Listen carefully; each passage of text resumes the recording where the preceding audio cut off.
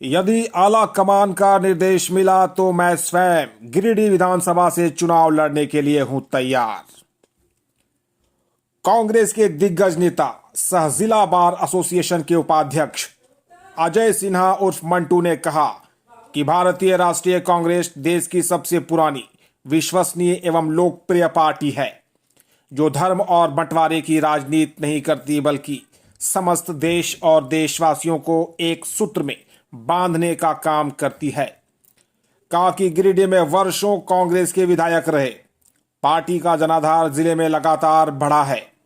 वर्तमान समय में हम गिरिडीह विधानसभा और झारखंड प्रदेश में अलायंस का महत्वपूर्ण अंग हैं। उन्होंने आगे कहा कि यदि इस तरह के हालात बनते हैं और आलाकमान का निर्देश मिलता है तो मैं स्वयं गिरिडीह विधानसभा से कांग्रेस प्रत्याशी के रूप में चुनाव लड़ूंगा। बतौर जिला बार एसोसिएशन उपाध्यक्ष अपनी प्रतिक्रिया व्यक्त करते हुए उन्होंने कहा कि हमारा संघ काफी मजबूत है और हम सभी मिलकर दिन रात इसके और भी अधिक मजबूती और विकास के लिए काम कर रहे हैं। जय हिंद दोस्तों, लोकतंत्र भारत एवं झारखंड टीवी में आपका स्वागत है। मेरे साथ इस समय अजय सिन्हा उर्फ मंटू हैं, जो कि प्रदेश कांग्रेस कमेटी के सचिव हैं, साथ ही साथ गिरिडीह बार एसोसिएशन के ये वाइस प्रेसिडेंट भी हैं।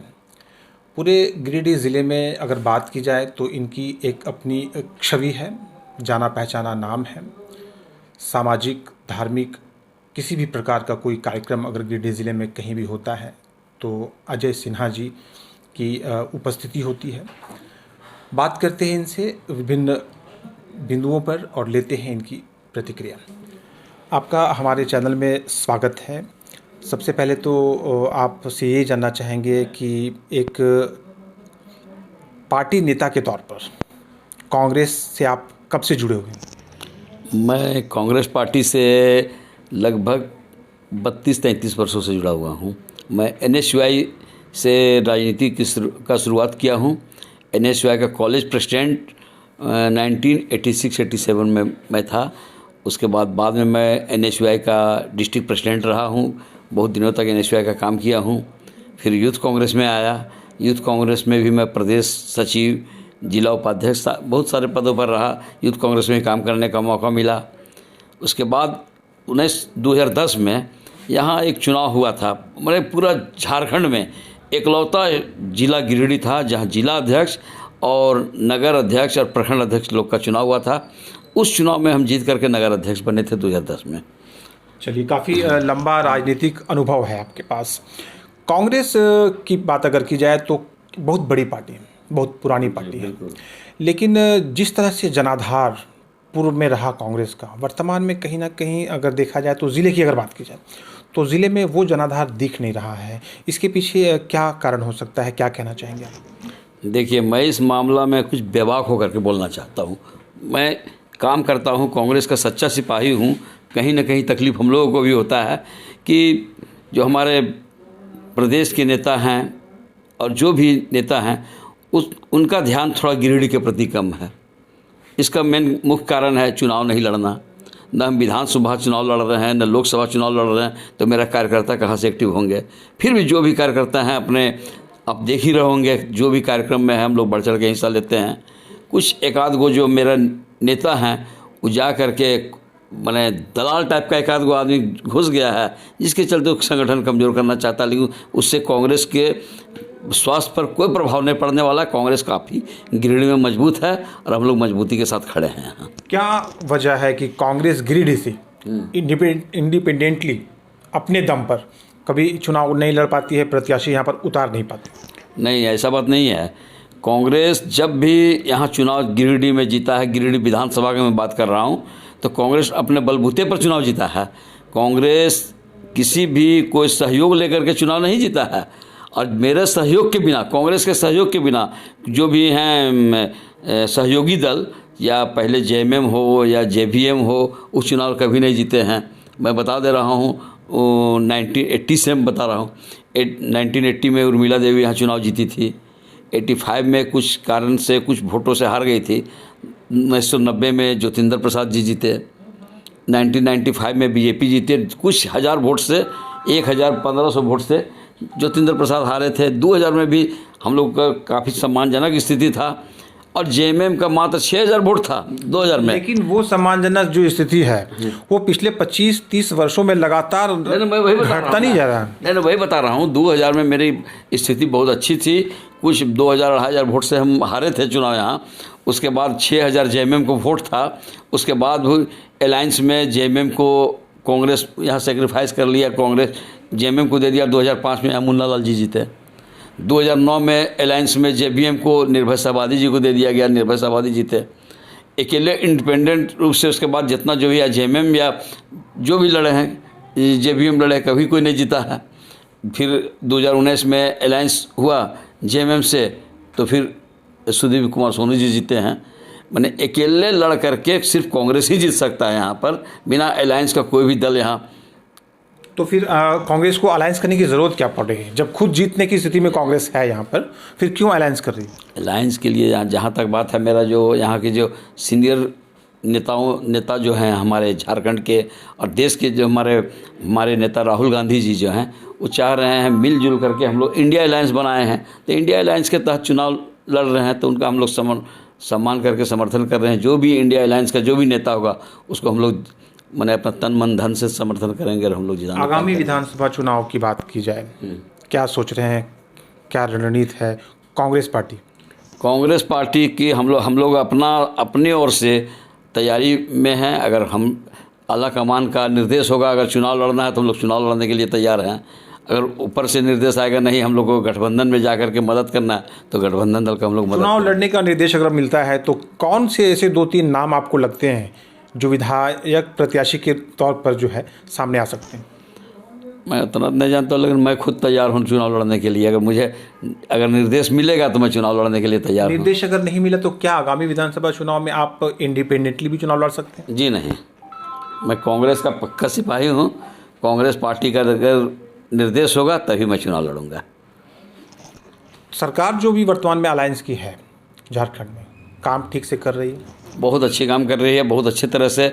अभी जो महिलाओं को जो दिया जा रहा है 1000 रुपये का जो अनुदान दिया जा रहा है, सब लगभग 57,000 महिलाओं को अनुदान की राशि का भुगतान किया जा रहा है। एक नई पहल है, क्रांतिकारी पहल है, जो मैंने एक मिसाल कायम किए हैं हेमंत सोरेन जी। और जो भी हमारे नेता हैं, जो लीडर हैं, मंत्री हैं, वो सारे अच्छे तरीक़े से काम कर रहे हैं। बीजेपी और प्रदेश अध्यक्ष बाबूलाल तो लगातार हमलावर है पार्टी पर। देखिए, जहाँ विपक्षी दल का काम ही है हमला करना, जहाँ भी है हम वो कर रहे हैं, अपना काम कर रहे हैं। उनका कोई मुद्दा नहीं है, मुद्दा विहीन आदमी हैं उन लोग। और उन लोगों के बात पर हम लोग क्या बोले, जो बोले थे, जहाँ पर अगर बीजेपी में अगर जाने का बात होगा तो हम कहाँ से कूद जाएंगे, कुतुब मीनार से कूद करके हम कूद जाना मंजूर करेंगे, लेकिन बीजेपी में जाना तो वैसे लोग हम बात क्या कर सकते हैं हम लोग। तो जेएमएम विधायक सुदीप सोनू का काम पिछले 4.5-5 वर्षों में मीनार से कूद करके हम कूद जाना मंजूर करेंगे, लेकिन बीजेपी में जाना तो वैसे लोग हम बात क्या कर सकते हैं हम लोग। तो जेएमएम विधायक सुदीप सोनू का काम पिछले 4.5-5 वर्षों में कितना आपको लग रहा है कि हो पाया? नहीं, बहुत अच्छा काम रहा है। अभी जो बहुत सारे नए योजना गिरिडीह में लाए हैं, मेडिकल कॉलेज हो, इंजीनियरिंग कॉलेज हो, मैंने और भी रोड का चौड़ीकरण हो, बहुत सारे काम यहाँ पर कर रहे हैं। काम तो अच्छा कर रहे हैं। सरकार क्या एक बार पुनः बन पाएगी राज्य में, जेएमएम या फिर अलायंस की? निश्चित रूप से यहाँ पर अलायंस की सरकार बनेगी, कांग्रेस जेएमएम की सरकार बनेगी। मौका मिला तो विधानसभा चुनाव लड़ेंगे आप? एकदम निश्चित रूप से। अगर कांग्रेस पार्टी अगर कहती है हमको चुनाव लड़ना है तो मैं निश्चित रूप से लड़ूंगा चुनाव।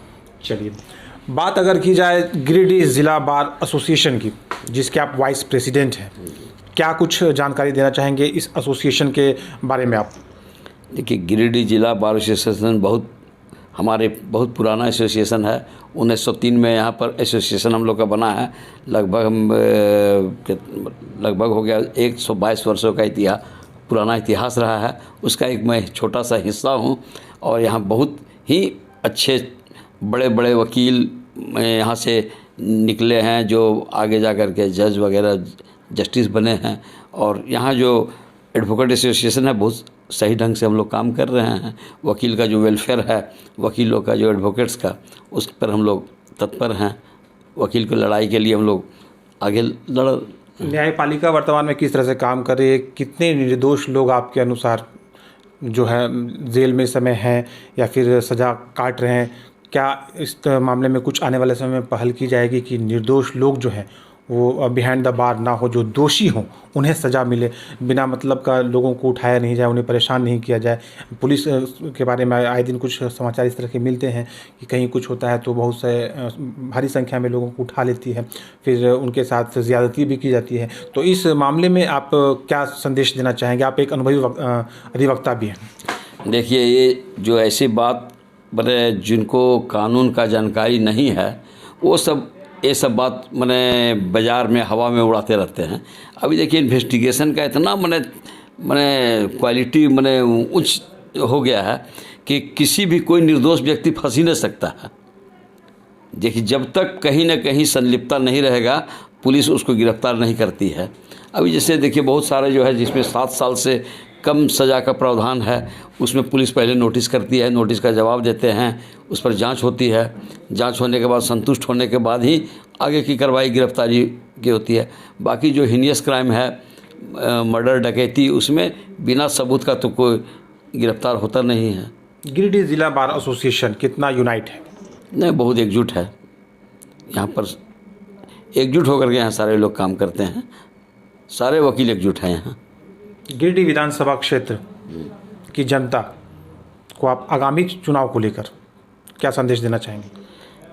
यहाँ पर अच्छे प्रत्याशी को चुने जो आम जनता का सुख दुख में काम आए, विकास करे और रोजगार का विशेष ध्यान रखें।